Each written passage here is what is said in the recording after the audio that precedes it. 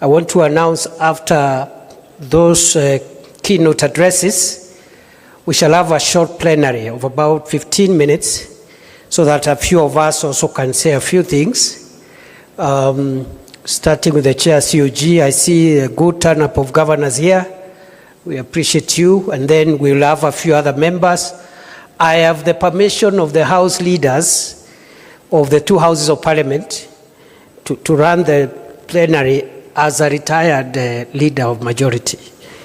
Because of time, they have asked me to manage so that as many of us as possible can say something. Your Excellency, sir, it's now my honor and privilege to invite our leader, the leader of ODM, the Honorable Senator.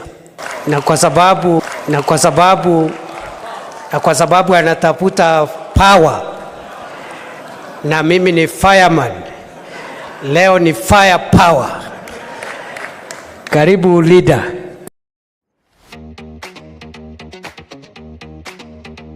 I'm Ella.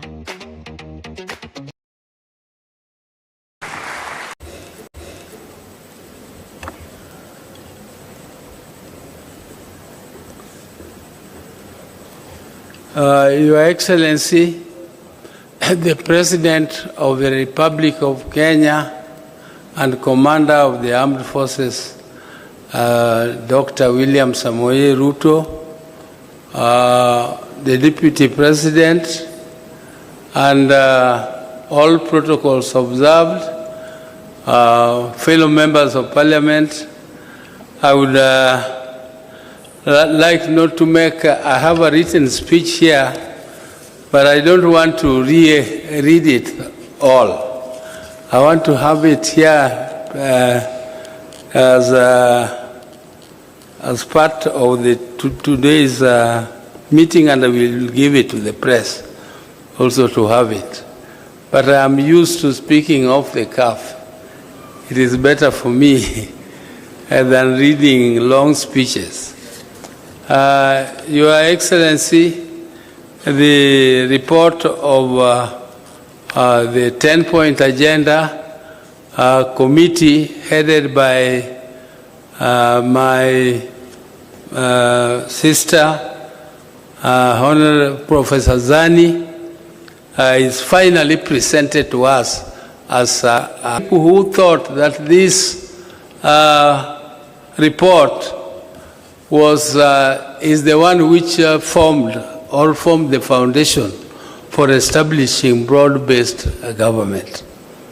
Mr. President, I want to inform the country that broad-based government started long before the 10-point agenda came. Mr. President, therefore, it cannot depend, the broad-based arrangement cannot depend on the 10-point agenda. 10-point agenda was meant to strengthen the broad-based arrangement. And Mr. President, the 7th of slated as the date for making the report was not the end of the broad-based arrangement. The broad-based arrangement goes up to 2027. The 7th of March was marking the beginning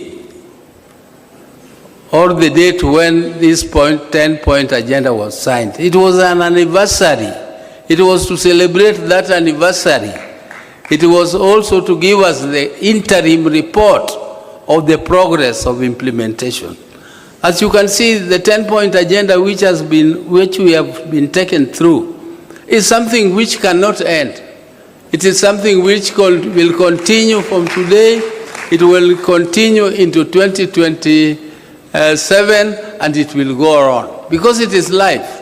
Most of these things which are contained here are actually concerning the livelihoods, the daily livelihoods of Kenyans. And we want to improve our society so that there will be no police brutality, and our police are supposed to improve, and we want to improve them because they are our sons and sisters. We don't want them to go to jail for killing people. They should not kill people. They should be trained to help our people to fulfill constitutional requirements. If our constitution allows demonstrations, let them be allowed to demonstrate, but demonstrate according to the law. Not demonstrate, you just wake up and you say, I want to go and demonstrate because it is my constitutional right. Yes, it is your constitutional right, but the law states how you should do it. The law guides. We must be a law-abiding society.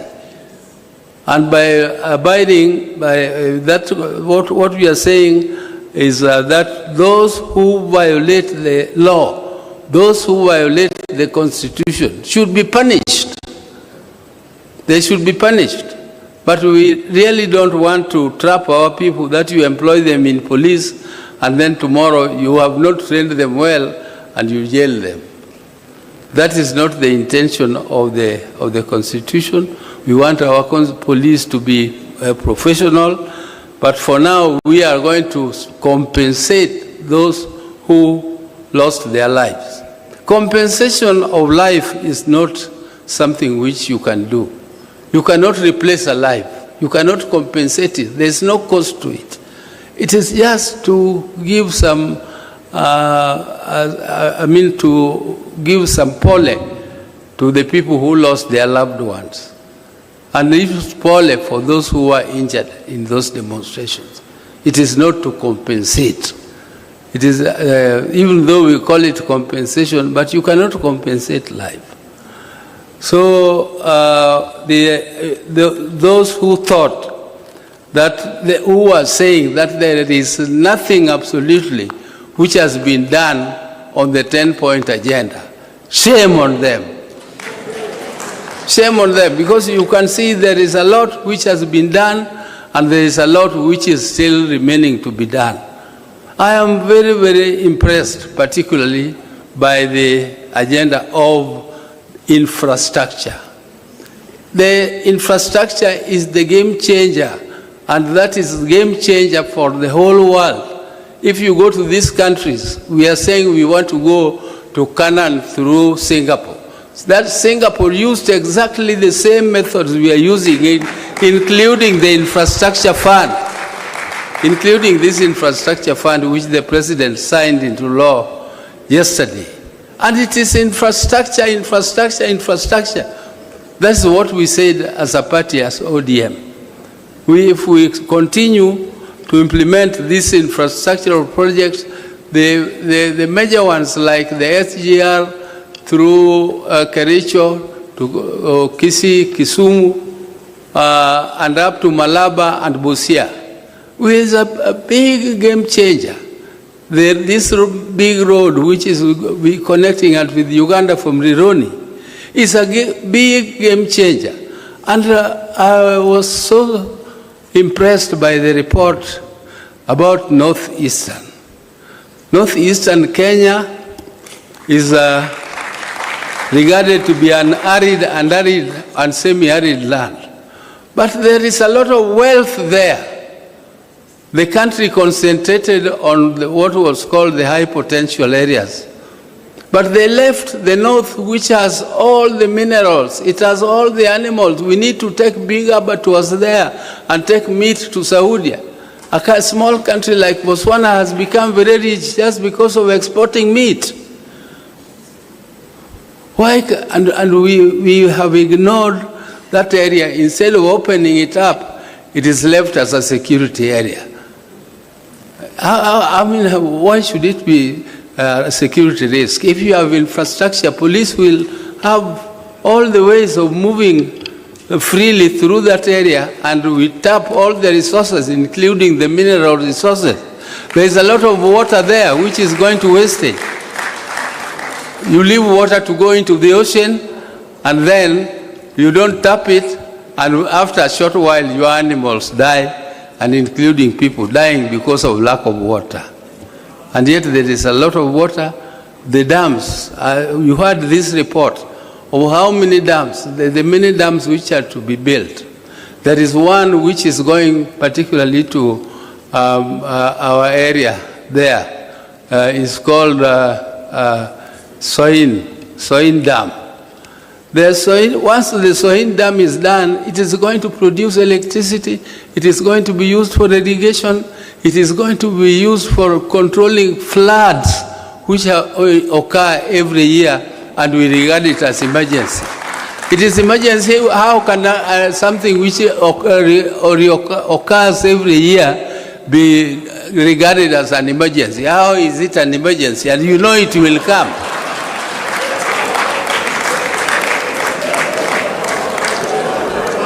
So you have. I said, I'm not very. I don't know. I will give it to. Thank you very much.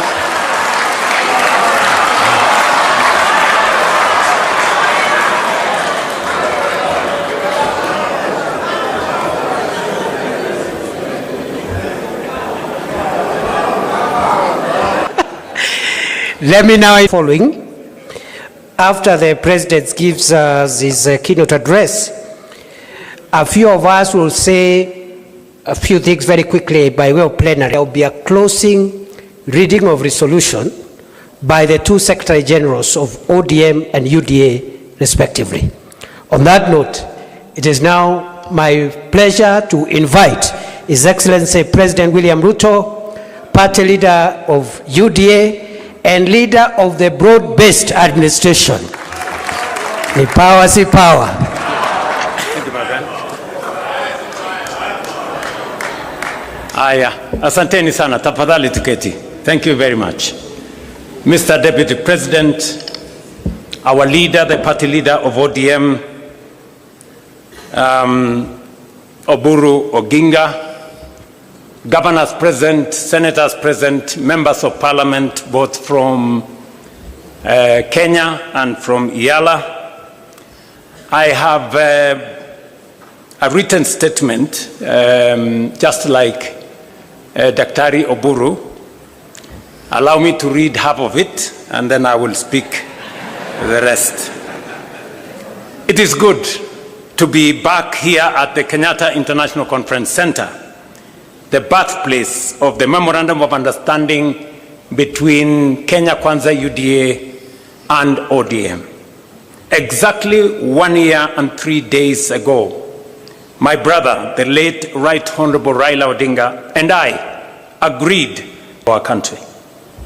Although our brother Raila is no longer with us physically, his wisdom, foresight, and enduring commitment to the values we stood for, dialogue, unity, and the pursuit of justice and progress for all Kenyans, remains firmly alive.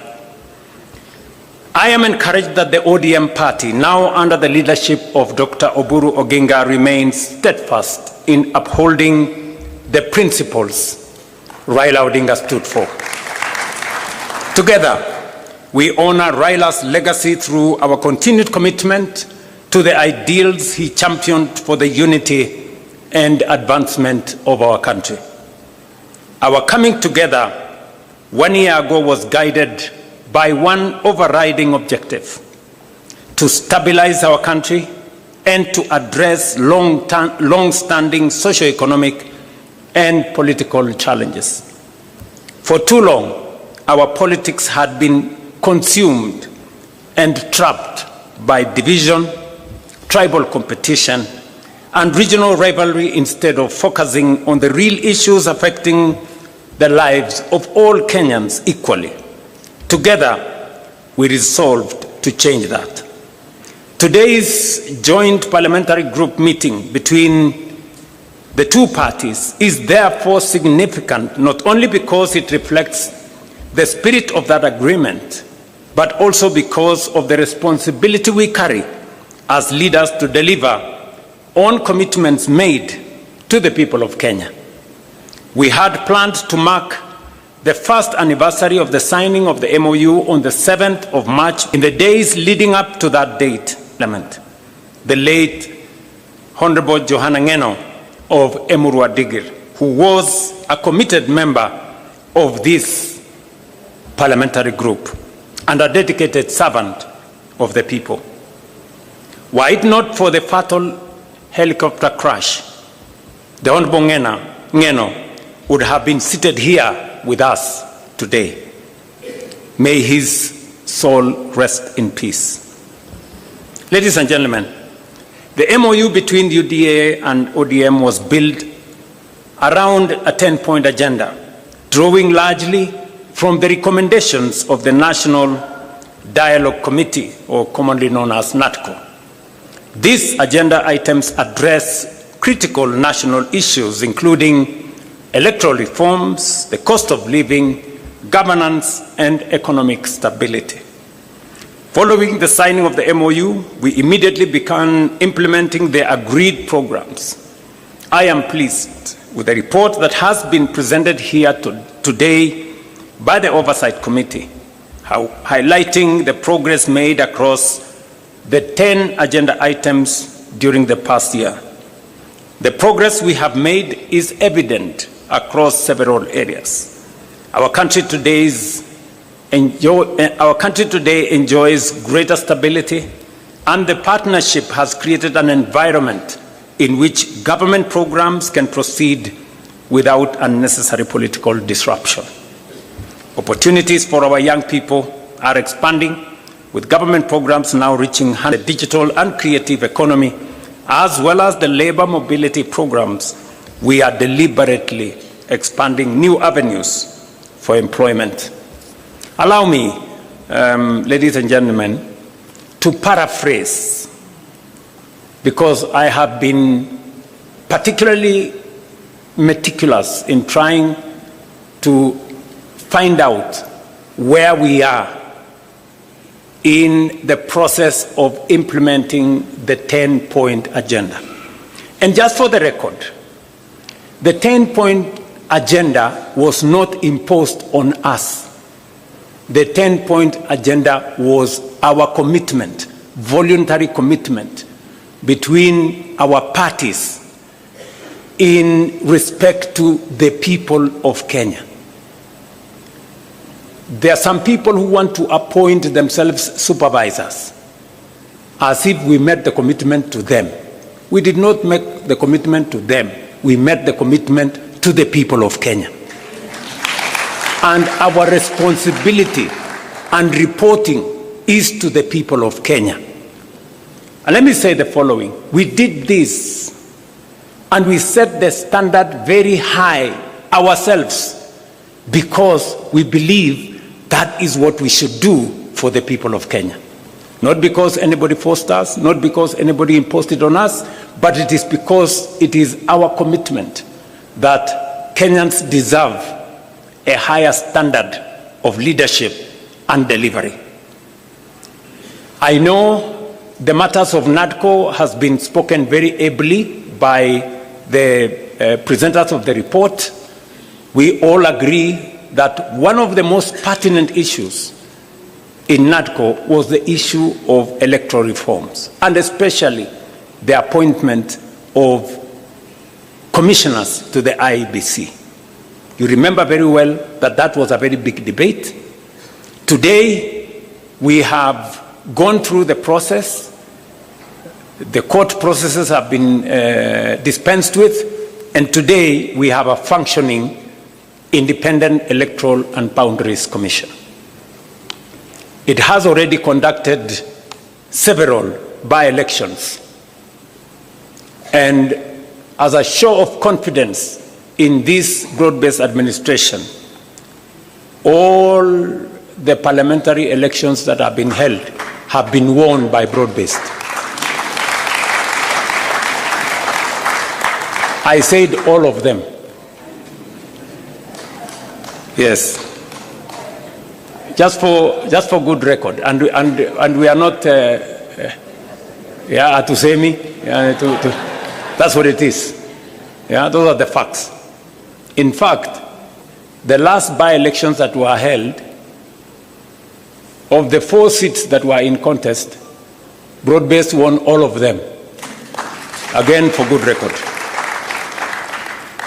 But that is not what I'm trying to say here. I'm trying to say that we are faithful to our commitment On matters to do with legislation that is there in Parliament, we know there has been back and forth between the two houses.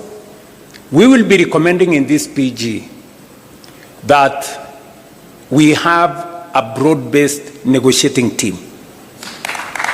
One that is going to sit with both houses of Parliament, comprising membership from both houses of Parliament. Because if broad-based decides, Parliament will decide. Is that true? Yes. Because we have the numbers to drive it through both houses of Parliament. So I want us to raise the standard a bit so that we establish a broad-based negotiating committee or mediation committee to assist us on all the items that have been presented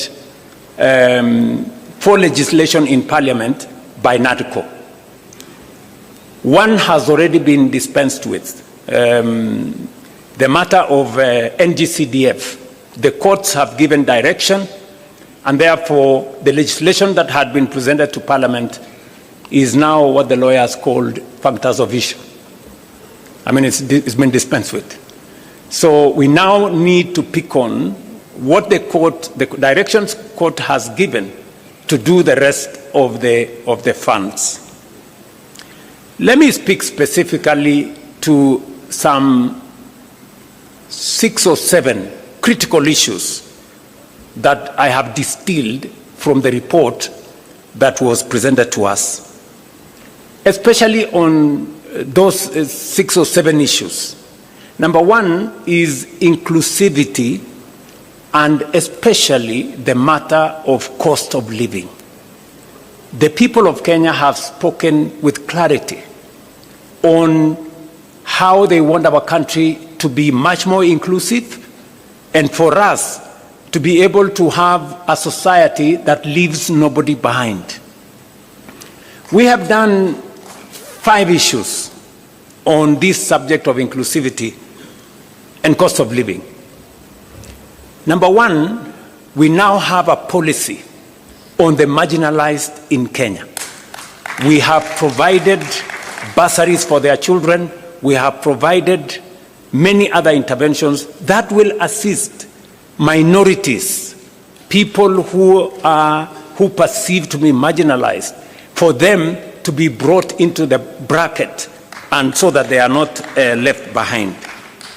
We have deliberately dealt on matters that finally dictate cost of living. And there are 4 matters that dictate cost of living: cost of food, cost of fuel, because it influences our transport, the cost Kenyans pay for healthcare, and the cost Kenyans pay for their children to go to school.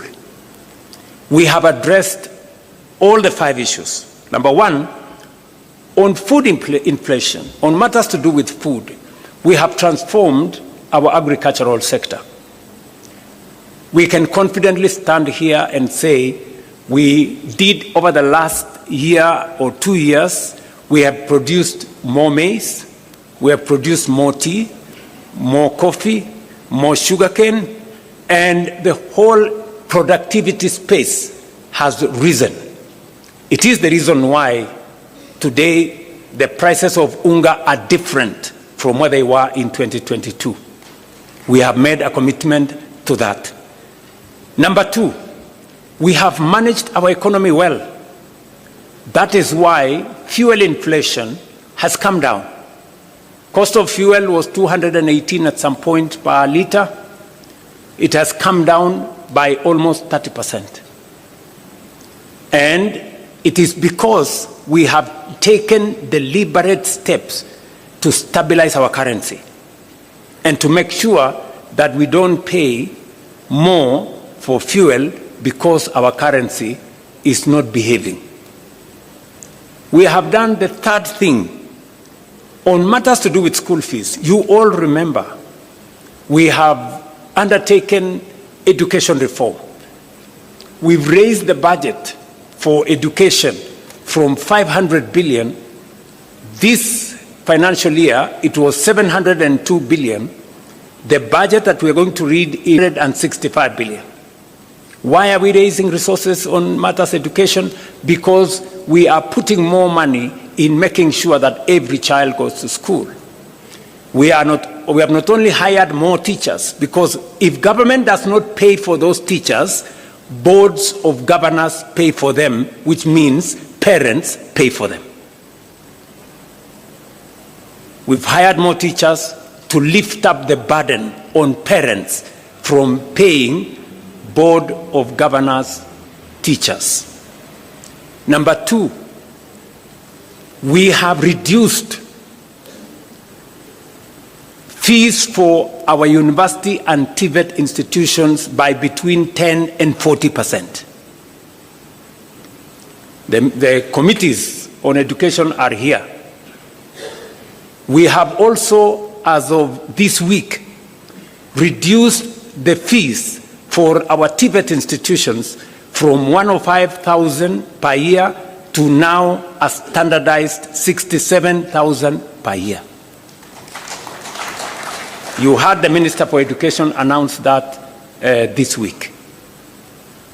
It is because we want to make sure that we lift the burden of parents on matters to do with school fees. And that is the standardized fee. And then we will now go in with all the bursaries. The counties are given all the bursaries. The NGCDF is giving. And we have signed agreements with counties. You remember the Comptroller of Budget did raise issues on counties supporting bursaries. The Ministry of Education has signed with all the counties. Now, county governments can give bursaries to all our children because there are no children for national government or county government. That is a step in making sure that we reduce the burden on parents on matters to do with the education of their children. You all know that also we have lifted a heavy load that would otherwise be borne by Kenyans on matters to do with universal health coverage. Today, as the numbers we have been told here, we are actually closing to 30. I think by next week or the week after, 30 million Kenyans will be on social health insurance. And this week, forget about the propaganda in the headline of the news that we lost, some 50 billion can be lost. You know, people are mad. If we lose 50 billion, it means there will be nothing to pay in no hospital. This week alone, we are paying 16.2 billion shillings, this week alone, for PHC and for SHIF. This week alone. We are paying the highest amounts of money to any hospital that has ever been paid under any other administration or under any other program. That is the reality. That is a fact. So, in terms of cost of living, we are dealing with health to reduce bills paid by citizens. We are dealing with education to reduce bills paid by citizens. We are managing fuel to reduce transport costs. We are dealing with food so that we can reduce the cost of living. So I want members of this PG to walk with your heads high. This administration, the administration you have formed, is tackling cost of living head on. And finally, we are making sure that more Kenyans have income. Today, I report to this PG, we have 1.8 million Kenyans who are not working in 2022. Today they are working. 1.8 million. 640,000 in our housing program, 540,000 in export of labor, 300,000 in our digital platform. We have close to 820,000 under our Nyota program. 120,000 of them, we have given them grants. And I have been to those meetings in person. I have met the 120,000 young people myself. Yeah? Many people were trying to give me small lectures. What is the president doing? Going to give out checks to young people. And I told them, this is how I choose to spend my time. You decide about yours. Okay? Because I believe the young people of this country deserve my time. And time spent with those young people, talking to them, is time well spent as far as I'm concerned. And I have asked the Deputy President and the ministries concerned to look at opportunities, and we are discussing with our partners to look at opportunities to expand that program. We believe it is a successful program. Many young people have stepped forward, and we believe we can do more and maybe extend that program to close to 2 million young people in Kenya. And in this particular one, we made a deliberate, intentional decision that this is going to be young people between the ages of 18 and 29, because that is where the heaviest load of our young people are. So, cost of living, for those of you who are taking notes, and I suggest you do, because I see some other people, they cannot explain themselves. We've dealt with food inflation. We've dealt with fuel inflation. We have dealt with inflation that comes from Kenyans spending on education. We spend with the transport costs. You don't hear matatus hiking costs because the cost of fuel has gone up. We have dealt with more Kenyans that are working today. That is dealing with cost of living head on. And that is what we are doing, together with you guys. Devolution is a principle we committed ourselves. In the 10-point agenda, we said we must be deliberate about devolution, because devolution is the single most important instrument. In fact, it is the heart of the new constitution, making sure that resources and the power to decide on those resources goes to the grassroots. What have we done on devolution ever since we agreed on this 10-point agenda? Number one, we committed that we are going to increase the shareable revenue. Last year, we increased 30 billion from 385 to 415 billion. This year, we are going to increase from 415 billion by another 35 billion to 450 billion. That is the commitment we made to ourselves that we would do. Number two, in the past, disbursements to devolved units would go, and by the way, I'm talking about shareable revenue. I'm not talking about all the resources that go to the counties. Aside from the 415 billion that's going to counties, we have another 70 billion that is going to counties. That is close to half a trillion to the counties. We might be asking a few questions to our governors. Yeah? So next year, definitely, when we do the 450 shareable revenue, we will be going towards 550 billion. We'll have crossed the $500 billion line on resources going to our counties. Number two, and so that before Anyang' Nyong'o tells us we do more, yeah? and we are going to do more. In the past, money meant for devolution, some of it would be carried over to the next year because not all the monies were disbursed. I stand here today. For the last 2 years, we have not carried over a single cent. We have paid all the monies for devolution. At the end of the year, we made sure that we didn't cross over with any. Number three, in order to enhance the efficiency of devolution, the efficiency of accountability, We made a commitment under the 10-point agenda that we are going to support the county assemblies to be autonomous and independent so that they can carry out their oversight role properly. Parliament, both houses did agree with us. They brought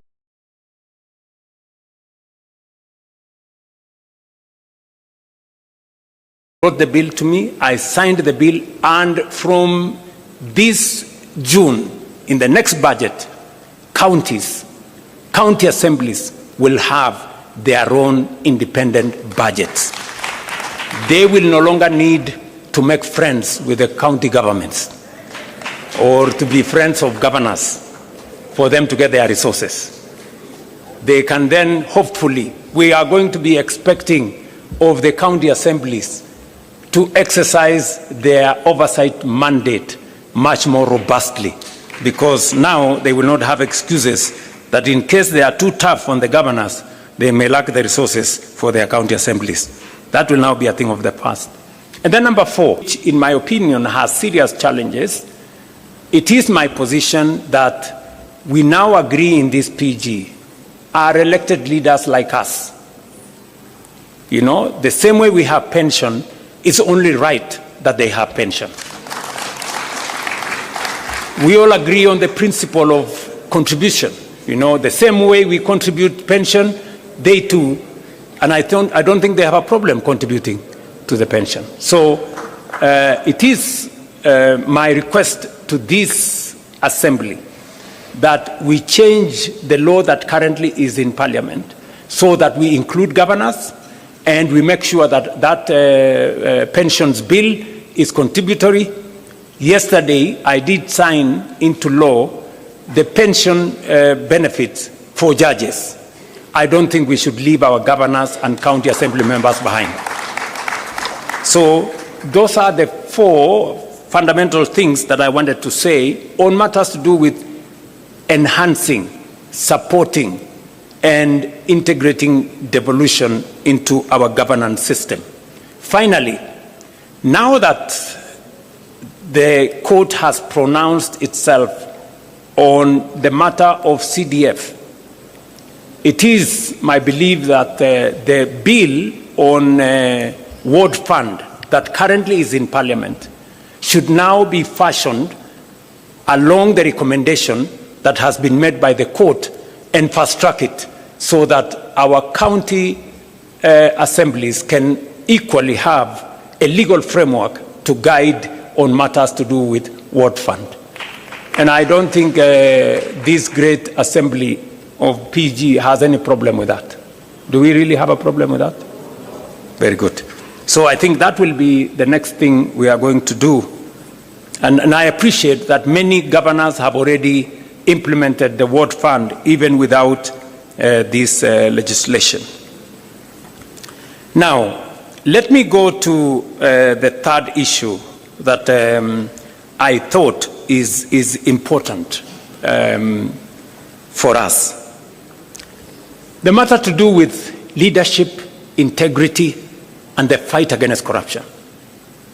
This is a key commitment that we made under the 10-point agenda.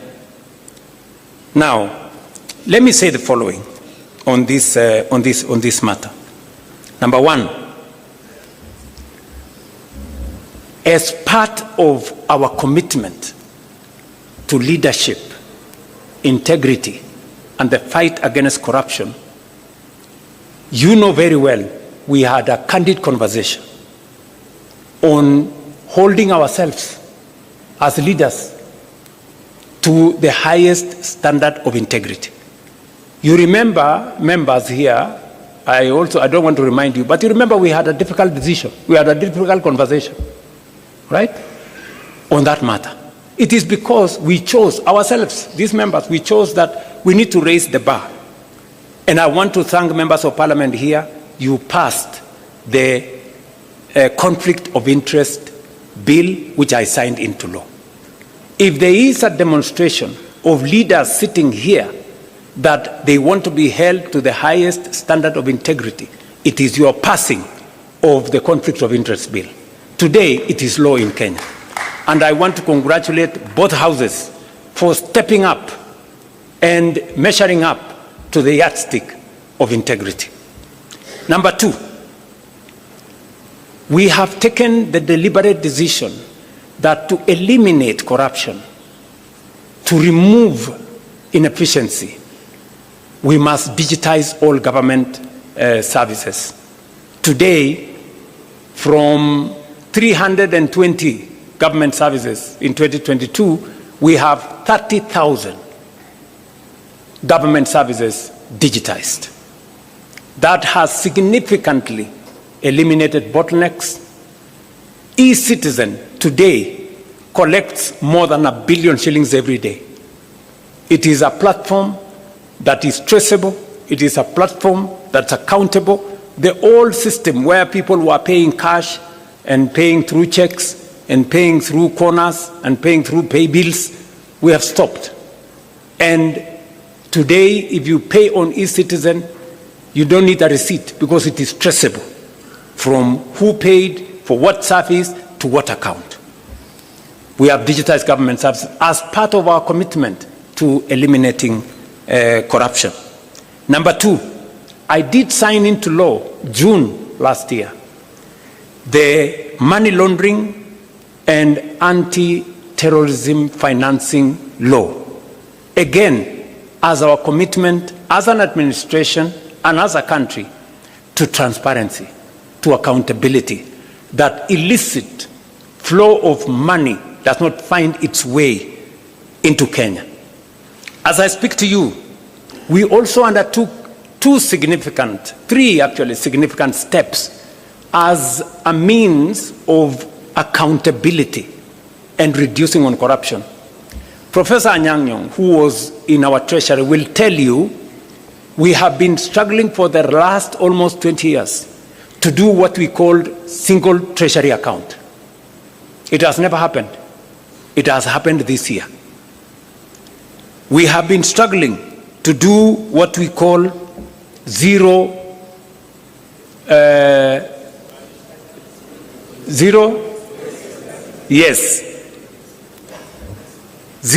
budgeting, meaning that we eliminate confusion. There was an element where people were saying corruption is budgeted. This time round, we are introducing greater accountability on budgeting to make sure that for every budget, every year we bring it to zero. We know what was achieved, what was not achieved, and then we plan again. So those two, and then finally, we are undertaking the e-government procurement. We know it has caused difficulties. It has not been easy. But it has not been easy because those people who are used to manipulating things and tenders and what have really fought this matter. We agreed on EGP like 8 years ago. I think it was 2020. It has been in the books. It has never been implemented. We have implemented it this year. Why? Because we want government procurement to be transparent. We want accountability. And we want to know if you are selling to government, are we getting a fair price?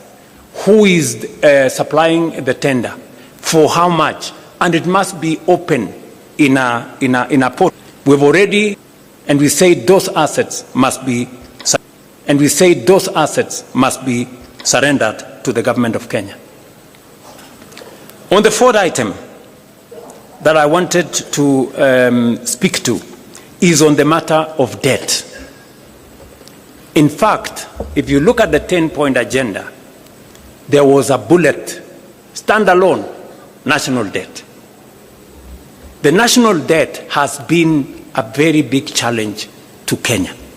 In fact, debt almost brought our country to its knees. You heard what Professor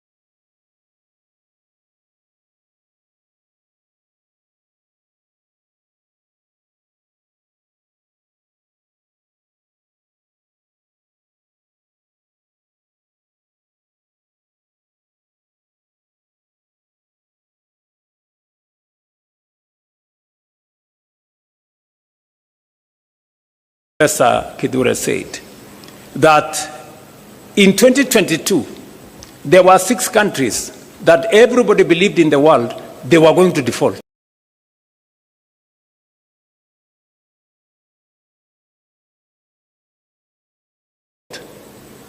On their foreign financial obligations. One of them was Kenya. And why was Kenya there? Because we had the largest Eurobond of $2 billion.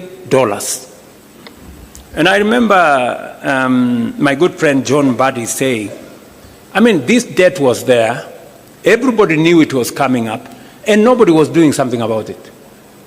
We were just waiting. And so, the first thing when we came into office, we said we can't.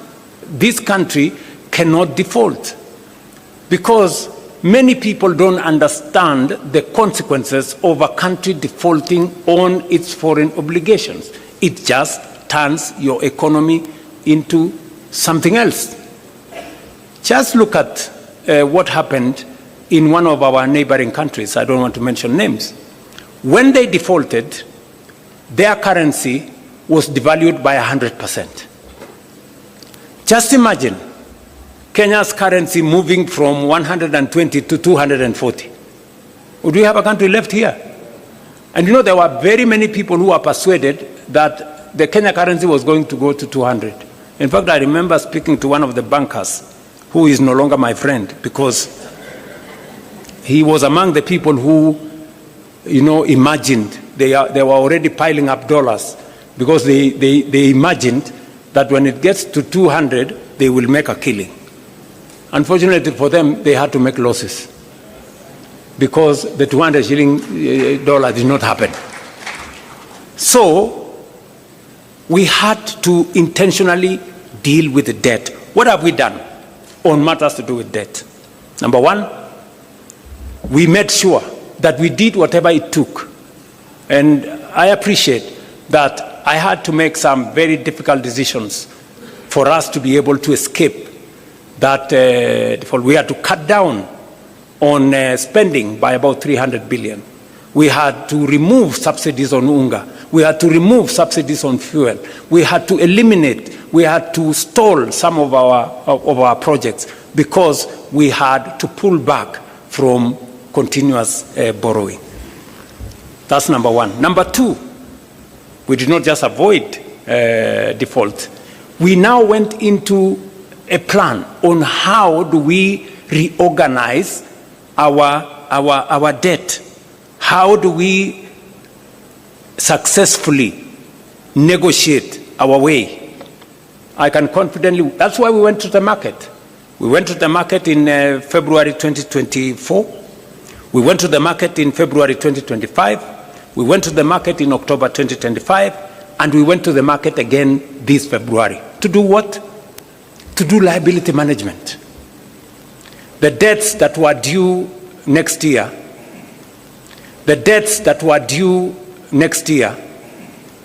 we now have no debts due in 2027. We have a small debt due in 2028. Then we will go to 2037. We have reorganized our debt portfolio so that it doesn't threaten our fiscal sustainability. And I must thank John Mbadi and his team at Treasury. They have done a very commendable job. Muwapigie makofi. We have also engaged some of our lenders. I do not want to mention names. I have had to go and sit with some of the lenders and tell them, guys, some of these loans, the repayment is too steep for us. Some of the interest rates you are charging us are very high. And we have successfully managed to reduce some of the interest rates. We have managed to change some of the structure of the debt so that instead of too much upfront payment, we have managed to negotiate to make them concessional. And today, I can confidently tell the country that we have avoided situations that would put a lot of strain in our budget. And number three, we have also decided that we are going to be innovative. We are going to be creative in how we do public assets. It is no longer tenable for us to continue borrowing. That is why we have said we are not taking any borrowing resources unless it is absolutely necessary. I see some people say there has been a disagreement between Kenya and the IMF. There is no disagreement. We have just agreed on what to do. We have agreed that if we need your money, we will come for it. If we don't need it, we will do with the resources we have. I mean, how does that amount to a disagreement? Are we together? Yes. I mean, is it wrong to be able to stand on your own and do your own stuff? Is that a weakness or a strength? Yes. To me, akili bwana. So, what have we done? We have decided to have alternative instruments of financing our development. We went the route of securitization. Many people told us, oh, you are going to do this. Because of securitization, and I must thank members of parliament, when I negotiated with you and I told you, guys, forgo these 7 shillings, it will help us raise money. We raised 175 billion shillings. We returned all the contractors to our roads. We paid them. Today, we have 6,000 kilometers of road going on in Kenya. We have 90% of our contractors are back on site, and new roads are now being contracted because we decided not to continuously depend on the budget. We looked for alternative instruments of financing our road infrastructure. We are doing the same with Talanta. We are doing the same. Look, when I say innovative, I was explaining today in the morning, how did we decide to finance Talanta? The sports fund has been a fund that has been there forever. That sports fund has not achieved much because you find a few, a small project there. Most of the money is lost. Another project there, some cabro in some place, some gate in some place. We decided that instead of spending this money with no accountability, let us consolidate it and do a big project. Today, and somebody was saying, oh, William Ruto has pledged for 15 years money from the sports fund. Yes, we have done it. But at least we have Talanta Stadium complete, standing here. Tell me, sports fund has been there for 20 years. Which other project has it done? Can you show me one project? At least I can show you what it's going to do for 15 years. Are we together? Yes, that's how innovation works. How are we building bombers? Have you seen any budget have you seen any approval of any line of budget in Parliament for bombers?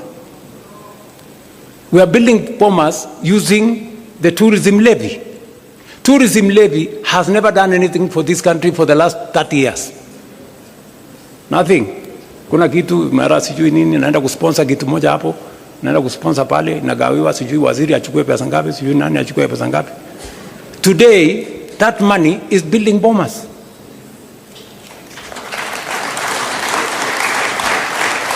Friends, that is how thinking out of the box looks like. Kwani mlikuwa mnafikiri thinking out of the box ni kufanya kitu gani?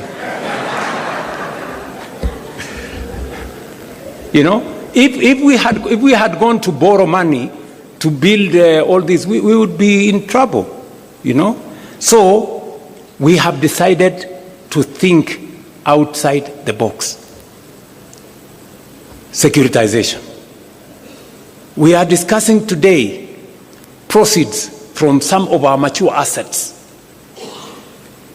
When we discussed about selling a stake in Kenya Pipeline, many people said, oh, you want to sell the family jewel, or you want to sell this. We've done privatization before. We privatized Kenya Airways, we privatized KCB, we privatized Safaricom, we privatized I don't know which company. But today, we cannot account for the proceeds of that privatization. We are doing it differently. And that is why Parliament passed the National Infrastructure Fund. It is not an experiment, as I said yesterday. It is what other countries have done. It's what India has done. It's what the UK has done. It's what Ghana has done. It's what South Africa have done. And that is the way to the future. This morning, Leo, I rang the bell at Nairobi's Securities Exchange, and we collected 106 billion from the sale of our stake in Kenya Pipeline IPO. And we are going to put that money in the National Infrastructure Fund. You know, let me explain to you. If we don't have the National Infrastructure Fund, the National Infrastructure Fund gives us a different leverage. It multiplies that 106 billion 10 times. You know, not through magic, no, through innovation, creativity, and financing. And that is how we are going to have additional resources to do our roads, to generate more energy, and to do what our senior here, party leader, was saying. He said, we pretend that there is always an emergency in northern part of Kenya, when we know it's going to happen. Because of what we are doing now, if you read today's newspaper, we have already advertised for several dams. So when I talked about us using the National Infrastructure Fund and proceeds from privatization for building infrastructure, we are not talking about the future. We are talking about doing it now. We've already done the contract for Jomo Kenyatta. That is where about 15 billion shillings is going to go. And that 15 billion shillings is going to enable us raise 150 billion. Just by putting 15 billion. It's the same thing we are going to do with the dams. If you check today, we have already advertised several dams because we are going to engage cabinet, and we are going to make sure that no shilling of that money is going to go anywhere except for productive national infrastructure. I will be appointing the board tomorrow. The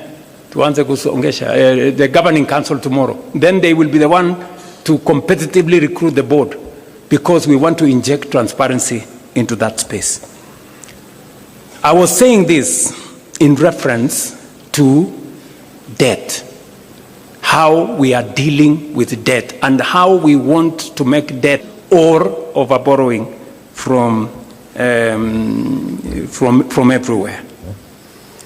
So, national debt.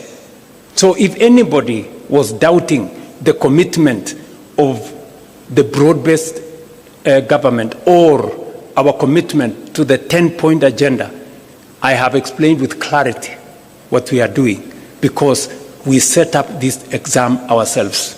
We wanted the highest standard for ourselves so that we can serve the Kenya people better.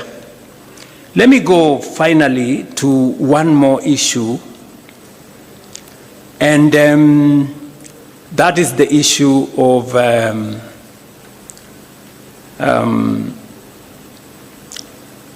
the subject we committed ourselves to, which was peaceful assembly and making sure that the victims of protests are compensated, although we have been told here, and it is correct by the party leader of ODM, that you can never compensate life, but you can do something about it. What have we done? You know, many people are saying, oh yeah, maybe. I took the first step and gazetted a victims compensation panel. It subsequently went to court, and the court held it for a while. Even as the court held it, we did some work. We have identified all the victims as we talk to you, with the Kenya Human Rights Commission, with the Independent Police Oversight Authority. We have identified all the victims and profiled their names, and we have already made sure that we have a comprehensive list. We did not even stop at 2013. We went back all the way to 2017 to make sure that all those that were affected by protests from 2017 are now captured. So we have already identified all the people in there. We have provided resources. You will be approving 2 billion shillings to make sure that we have the resources to compensate those people. Finally, the court came through and gave direction on how that process should be done.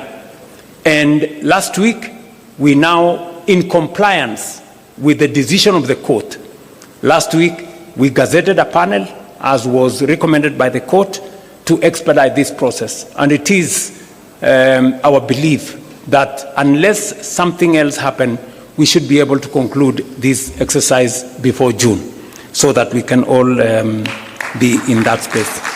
But we are not stopping there. We are saying we want to look at the future. And so I think it will be right for us in this PG to recommend that the Kenya Human Rights Commission propose a law to Parliament on protection of protesters. Let there be a law on how to protect protesters, because it is a constitutional right. We do not want to propose the law from the executive side of action in the police, and the process is ongoing. We have implored on the Police Oversight Authority to appropriate this mandate as efficiently as they can, so that we can all move together in that same direction. On matters to do with the rule of law, I think it was explained to us here with a lot of clarity. Number one, we are facilitating the courts to make sure that they have the human capital to deliver on this mandate. I did swear in 11 judges of Court of Appeal. There is an ongoing process of hiring more judges. There is also an ongoing process of hiring more magistrates. We have provided the resources for that. We did provide also resources for the mobility of our judicial officers. They wanted some vehicles. We have provided the resources for them. They wanted the resources to do e-filing across the country. We have provided resources for them. And yesterday, as I said, with the passage of Parliament of the benefits, especially pension benefits bill for judges, yesterday I did sign it into law so that we can give our judicial officers greater capacity and be able to, for them to be able to appropriate and discharge their mandate as is required of them by the Constitution. So, in a nutshell, these are the items I wanted to speak to you about, just as summary of the items that we are engaged in as an administration. And we are not doing this to satisfy the 10-point agenda. No, we are doing this because it is good for Kenya. And because we made a commitment, not by force, but because we wanted to do it. And I am very confident that working with you, we will find the way into the future together. Finally,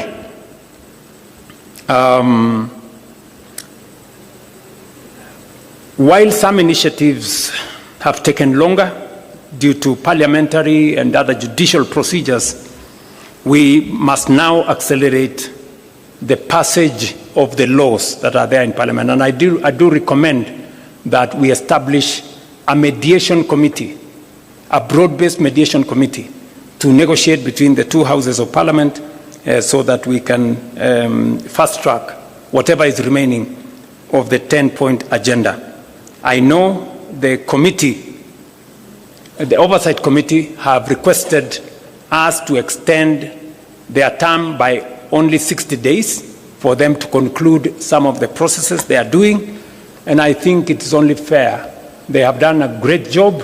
I think it's only fair that we extend that by 60 days. I don't know whether that is agreeable to members here. Will as many as of that opinion say aye? Aye. Will as many of the contrary opinion don't speak? Okay. All right. So I think it is so extended. And finally, I want to secure your concurrence that we ask the leadership of Parliament to establish a broad-based mediation committee to negotiate on some of the issues that are outstanding on the NADCO bills that are in Parliament. Do we agree that we establish a broad-based mediation committee? I put a question. Will as many as of that opinion that we establish a broad-based mediation committee say aye? Aye. Will as many as of the contrary opinion shut up? Okay, so I think that is that. And finally, I want to request that with where we have reached, I don't know whether this is the right point for us to say this. Where we have reached in the consultation, I will maybe want to ask the leadership to come and read for us the summary of what we have achieved. But let me say the following, because following consultations between the party leader of ODM and myself, on behalf of all of us, the UDA Management Committee did endorse that we begin consultations between UDA Kenya Kwanza and ODM. It was also approved by the National Executive Committee of UDA, and it was also approved by the National Governing Council of UDA. The same happened for ODM. There was, I think, a meeting of the Management Committee of ODM, NEC, and also the other organs. It is my proposal that this PG endorses what was agreed in the organs of ODM and in the organs of UDA as a means of carrying also the decision as endorsed by this joint parliamentary group. I don't know whether that is a good place for me to put a question. I therefore put a question that as many as of the opinion that they agree with the decisions of the organs of ODM and the organs of UDA on the process of engagement between our two formations, as many as of those who agree with the decisions of the organs of the party say aye. As many as of contrary opinion say something? Nothing. Okay, they said nothing. The ayes have it. I don't know whether there is another matter. Yes, there is a final matter. Just hold on, Chair. There is a final matter that it is my request and that of the party leader of ODM that as a way of now progressing our consultations in line with the authority given to us by the organs of the party, that this PG endorses the formation of a technical committee to now take the process forward of 4 members from ODM and 4 members from UDA to craft for the party leader of ODM and myself a technical committee to put together how we take this process into the future, as recommended by the party organs of the two formations. And we want to ask this PG to agree that we form a technical committee of 4 members each from UDA and ODM to take this process forward. As many as of that opinion say aye. Aye. As many as of a contrary opinion, if they want to say something, they have nothing to say. Okay, the ayes have it. Okay, it is, I think for good record, we should say the ayes have it. I think I have discharged my mandate as permitted by Daktari Senator Oburu Oginga. I did secure his concurrence that processes to the rest of the people. Yes, yes? You want to say something? Are you sure you want to say something?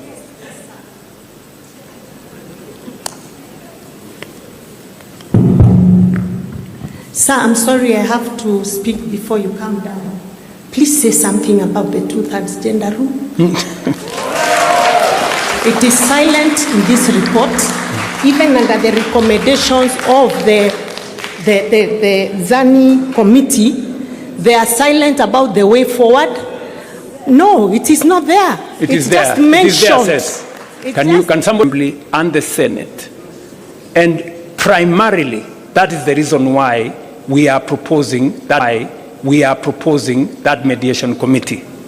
And we all agree in this PG that we are in support, at least party leader Oburu Oginga and myself support 100% the matter of the 2/3 gender rule, and this parliamentary group in its entirety, without any exceptions, support the 2-gender rule.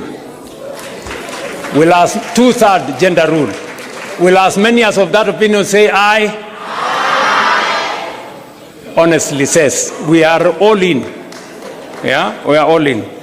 So thank you very much.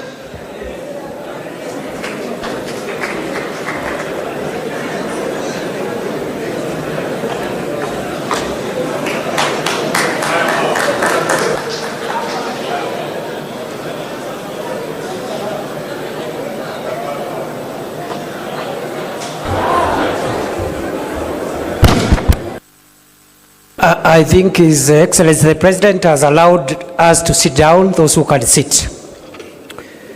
Ni fire, see fire. Ni power, see power. Fire, power. Now, we've run out of time. We will very quickly conclude by acknowledging Your Excellency in this meeting. We have had the attendance of 137 National Assembly members of UDA and 68 from ODM. 137, from UDA and its affiliates in Kenya Kwanza, and 68 from ODM, total 205. Members of the Senate from Kenya Kwanza, 22, and 38 from ODM, total 60. Yala members 3 from UDA and none from ODM. I don't know where the ODM Yala brigade is. The total numbers, National Assembly 162, and from National Assembly 106 from Senate, total both houses 268. Your Excellency, we also have Excellency governors, maybe those who are still here. I see Waigoro, Sakaja, Mungaro, Ntutu, Governor of Lamu. I see some of them have left, and the Chair of the Council of Governors is also present. Your Excellency, because of time, you have heard very clearly 2 major presentations. 1, our scorecard as broad-based government. 2, our progress on this long-term issue about the 10-point agenda. Our two leaders have spoken, UDA, ODM. So really, unless there is something, maybe a comment or two, we can take them. And after that, I'll invite the House leadership of the two houses to come and flank those who will read the resolutions on behalf of the joint PG. And in the next 3-4 minutes, we can be out of here. Yes, Honorable Luoch, quickly. Honorable Luoch. Thank you, Your Excellency. Thank you, the Vice President, the Deputy President. I have only 2 comments to make, one by way of way forward. The main issue that I want to say is the communication that comes out of here must be clear and succinct in terms of what the 10-point agenda has achieved. Correct. And I think His Excellency the President has properly captured this. Yes. Much more than I see on this report, and not because they have done a bad job. I think we must recall this document and capture what the President has said in terms of what has been achieved, so that what goes out to the public captures both what the President has said and what the committee work has done, so that we don't give any room for miscommunication. My second and last point on the issue of governance and the rule of law is to provide for a consideration on how we can strengthen political parties and continue to fund political parties as per the law required. Thank you, Your Excellency. Good job. Can we take a position on that? He thinks the President's explanation has been a little more... Yes. We can do an executive summary and release a dispatch maybe later today. Not immediately now. Release a dispatch on the 10-point agenda in a more comprehensive manner. So members of the press, you will have to wait until later in the day for that dispatch to be issued. And also the funding of political parties, I think we are in concurrence. Will as many of that opinion say aye? Aye. Will as many of contrary opinion say nay? The ayes have it. Right? Other than that, any other comment? I think that was a very good input. I think we are good. Please, House leaders, one more from a lady member there. The last one. Yes. A point of correction. Yes. Talanta Stadium is now Raila Amolo Odinga Stadium. Thank you. That should also be reflected for the record. Corrected, please. Thank you. Thank you very much. Now, I think this is a good position to end because of the pressure of the parliamentary time this afternoon. Thank you very much, the leaders of the both houses of parliament, both from the UDA and ODM side.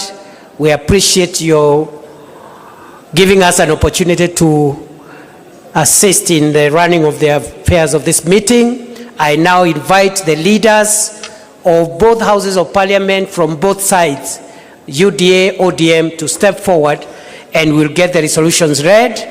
After that, Gitonga, you will call for the national anthem. We conclude the meeting. Thank you.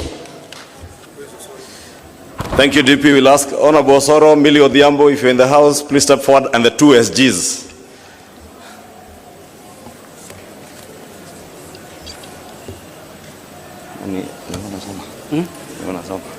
No, you can read page 1, then you can give me the rest. This thing. The resolutions passed. Okay. I will add that. No, answer na hapa. SG. Millie can come here. Break the answer.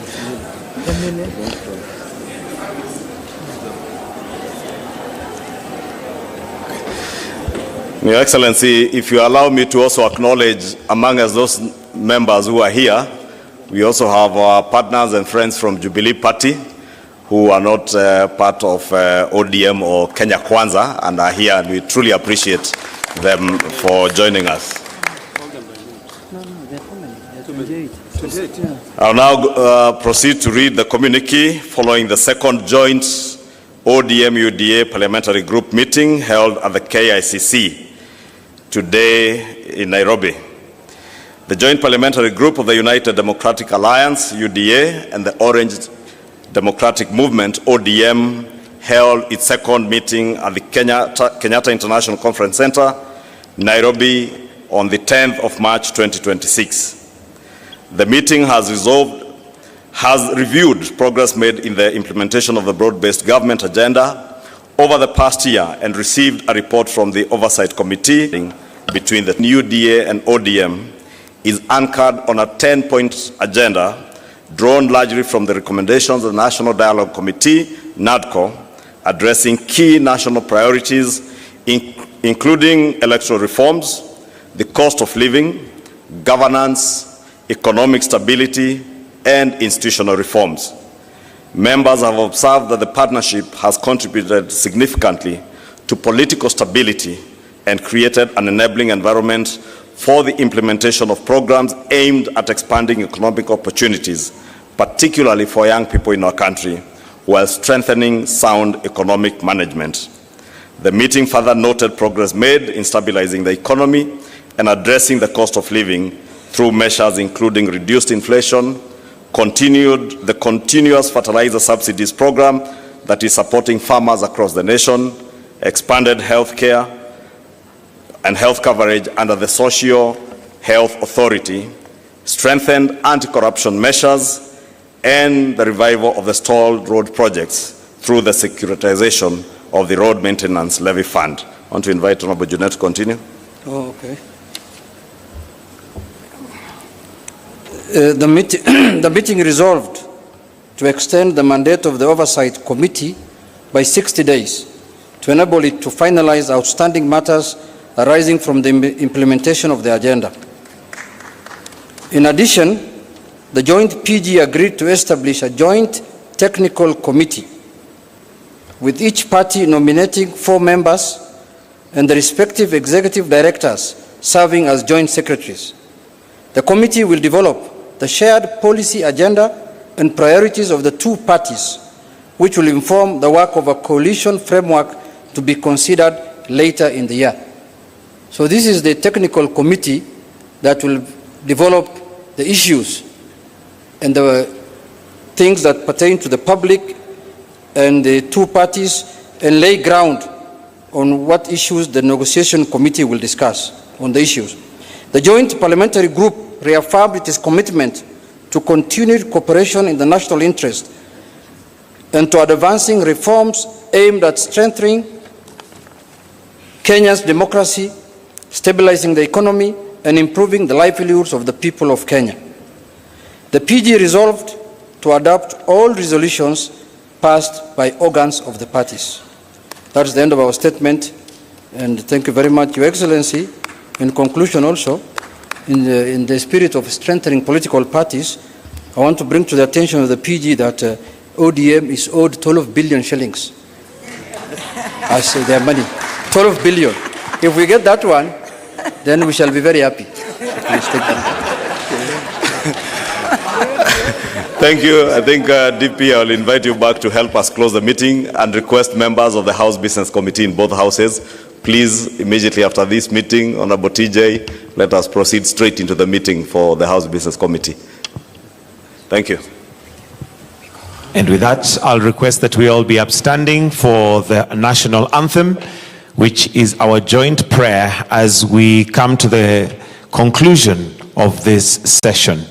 So let's all be upstanding for the national anthem. The anthem.